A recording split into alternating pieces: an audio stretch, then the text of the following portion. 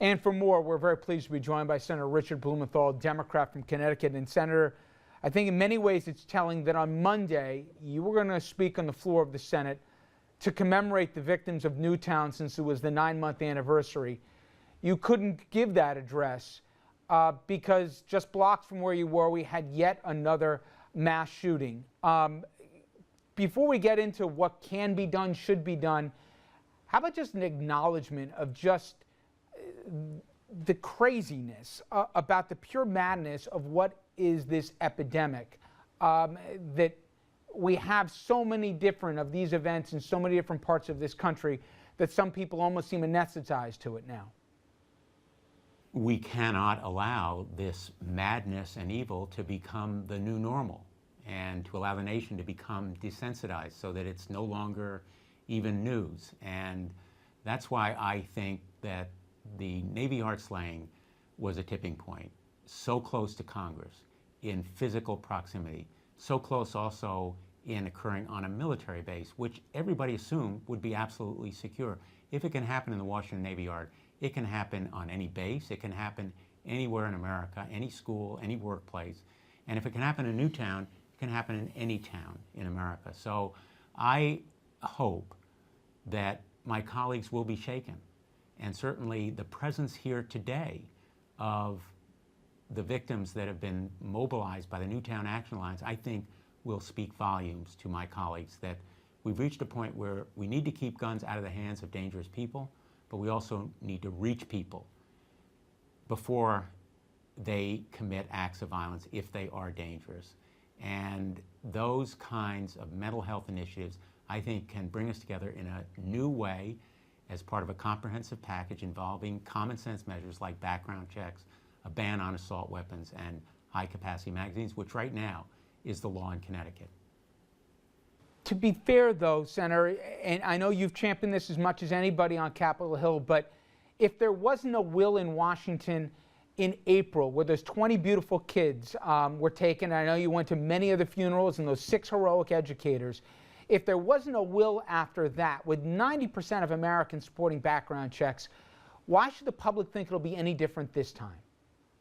There are a lot of ways that America can mobilize, which has not happened so far. The Newtown Action Alliance, and I'm here with Monty Frank, is part of that effort to galvanize the 90+% of America that favor common sense, sensible measures and make sure their voices are heard, not just the louder or better organized minority. And I think that's the very telling message of this visit by victims from across America to our capital. The one thing in common these shootings seem to have is you have a disturbed person with a bunch of warning signs that either weren't detected or the dots weren't connected, and his access to obviously a lot of firepower, and it equals tragedy. Specifically on the mental health aspect, can we deal with this problem? Can we fix this problem? What kind of either access or diagnosis or institutionalization, how do you fix a problem that seems so large and so daunting? Resources for mental health diagnosis and treatment, reaching out to people and recognizing their problems before they become so dangerous that they do violence, keeping guns out of their hands has to be a priority. So resources for the VA, which intermittently provided some counseling to the shooter at the Navy Yard, to community health centers, to hospitals, and to other places where diagnosis and treatment can be provided, has to be one of the elements of a mental health initiative. And the mental health initiative has to be one piece and maybe one of the centerpieces of a broader comprehensive program that also addresses the spreading epidemic and plethora of guns in this nation. Finally, Senator, when you're trying to convince some lawmakers who are either skeptical or afraid of the NRA in a primary if they vote to support what you're proposing here, should the goals and really the aims maybe be adjusted, that there's never going to be some magic panacea of legislation that'll stop all gun violence, but instead of 35,000 people dying every year at the end of the gun, we should target, like this country's great at. When we face a crisis, we have a goal, we go to achieve it, that maybe we try and cut that number in half by a certain target date. How do you sell this to lawmakers that they won't necessarily lose their job if they vote with you, and that they can show tangible results if they do? The message to lawmakers in Washington is that these victims of gun violence are part of a spreading, growing movement.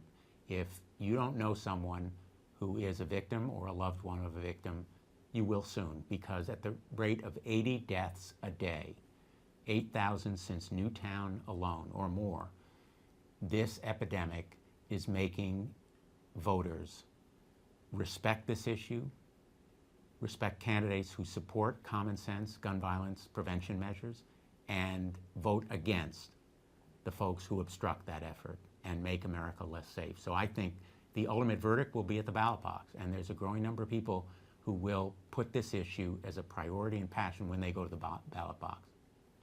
And you're going to make, along with some of your colleagues, you're going to make this come up for a vote here? You're going to force lawmakers to vote their conscience? My hope is that lawmakers will vote their conscience. Certainly the picture today of these victims, organized by the families and community of Newtown, is worth a lot of rhetoric, a lot of argument, a lot of words from colleagues. And I think we've reached a tipping point. If not now, then soon. I can't predict exactly when the vote will be, but history is on our side, because as Janice Orlowski, the chief of medicine at the MedStar Washington Hospital, said yesterday, put that trauma room out of business. This evil in society has to be addressed. Well, we can only hope. Senator Blumenthal, I really appreciate a few minutes. I know how busy you were today. Thank you again. Sure.